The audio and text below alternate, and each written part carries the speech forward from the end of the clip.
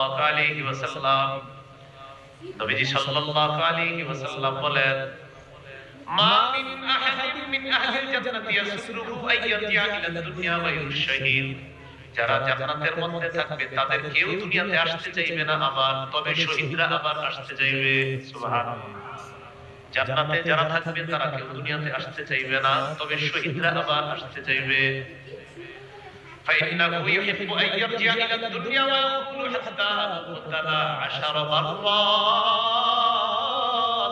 مما يرى مما أعطاه الله من الكرامة।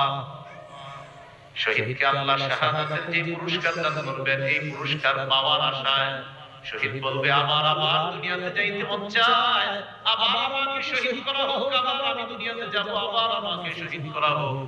এইভাবে আমার যদি কমপক্ষে 10-12 শহীদ করা হয়, আমি দুনিয়াতে আবার যাইতে চাই, শহীদ হয়ে আবার আল্লাহর কাছে শহীদের পুরস্কার আবার পাইতে চাই।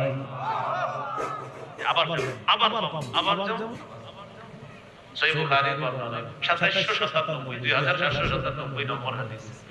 قال رسول الله صلى الله عليه وسلم নবীজি বলেন ওয়াল্লাযী নাফসি বিয়াদিহি, ওই আল্লাহর কসম লাওয়াদিতু আন্নী উকতাল সুম্মা উহইয়া সুম্মা উকতাল সুম্মা উহইয়া সুম্মা উকতাল সুম্মা উহইয়া সুম্মা উকতাল সুম্মা উহইয়া সুম্মা উকতাল।